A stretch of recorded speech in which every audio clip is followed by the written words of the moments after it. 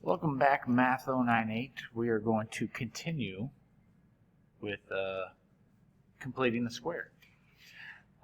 So I do want to point out that some people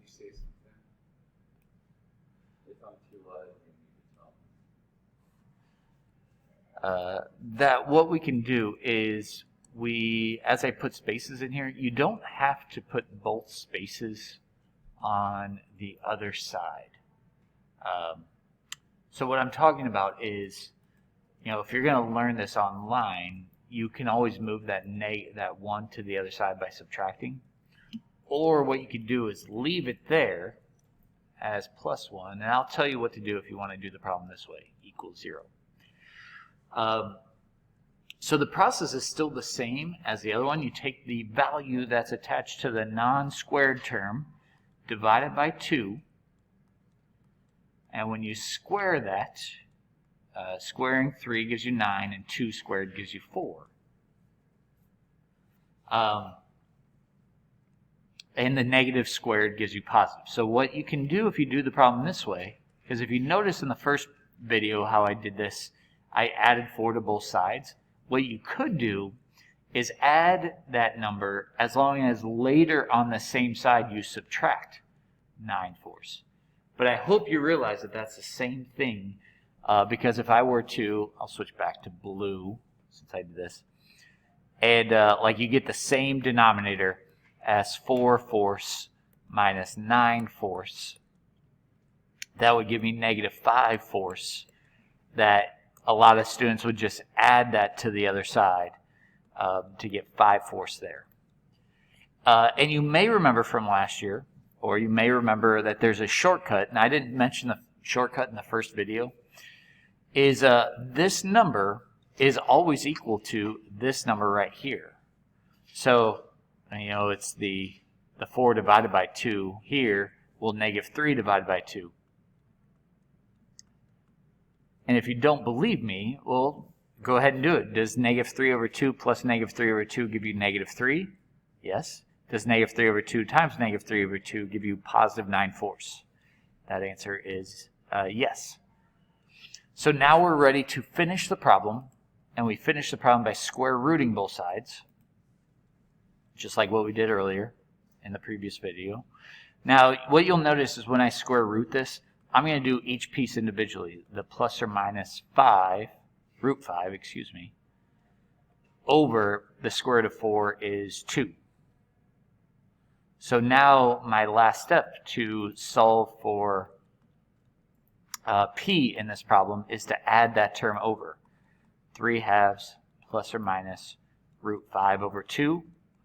Or if you use a different book, you might see an answer that looks more like this. I'll change colors, same green, but you might see an answer like this, 3 plus or minus root 5 all over 2. Because the denominators are the same, you can go ahead and do the problem that way. So that is up to you. So if you have any questions, please write them down. Bring them to class. I want to answer them. Or set up a Google Meet with me. So as we notice the next one, I mentioned in the first video that the leading coefficient has to be 1. So what I'm actually going to do is 2 things, because I actually prefer writing that -1 over here and having a blank space over here and over here. But what you're also going to see me do is I'm going to factor out a 3 between the x squared and the 12.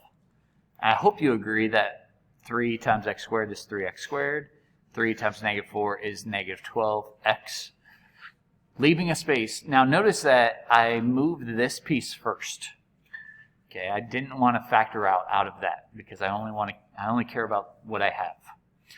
So the process is the same as what we did in the first video, where we take that middle number divided by 2 squared. So we're looking at negative 2 squared gives me 4. Now pay close attention, because I'm going to write plus 4 here, but on this side I'm going to write plus 12. And the reason for that is technically I'm not adding 4 in this problem. I'm adding the quantity of 3 times 4. And 3 times 4 is 12. So every year I do this, somebody does it wrong. So the reason why this works then is because now we can factor what I have in parentheses up here. As I mentioned the shortcut a little bit ago, it's always this number squared. And on the right side, I get 11. And so if you're solving this problem, you want to divide the 3 over first. I'll switch back to green. So then when I square root this, x minus 2 equals plus or minus the square root of 11 thirds. And then your final answer would be to add 2 to that answer. And let's keep this simple. Let's just leave the answer like this. Okay, I'm not worried about irrational denominators. We'll just leave our answer like that. Again, write down your questions. If you're confused, I need to know. So you'll see how I'm setting up this next problem.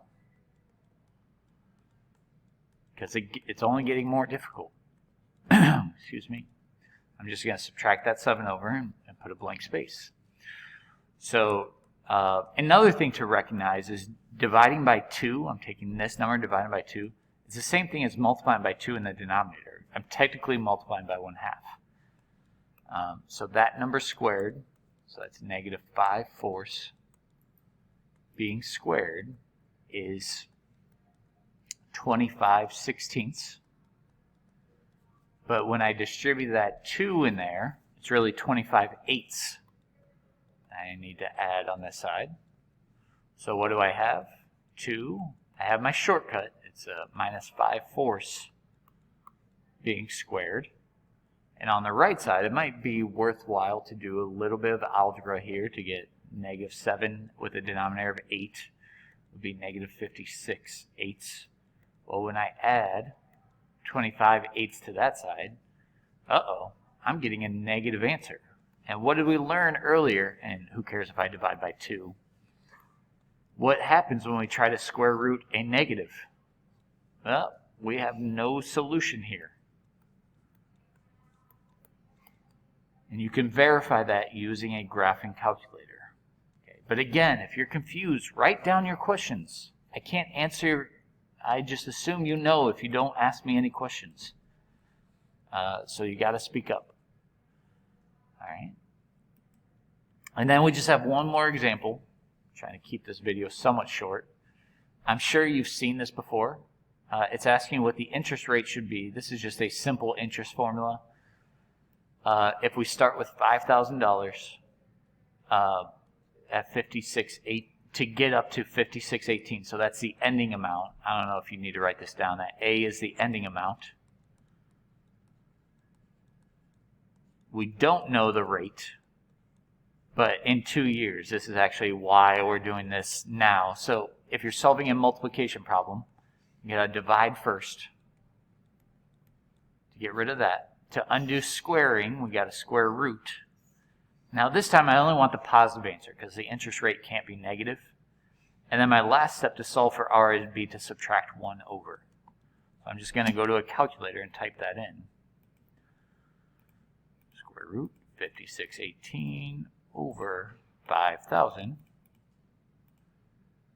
minus 1. Now notice I get an answer of 0.06. So my r is 0.06, but we write our rate as a percent. So that would be 6%. And you should be ready for your homework. Again, write down your questions and bring them to class. Or set up an email. Email me to Google Meet. Something so I know that you're good.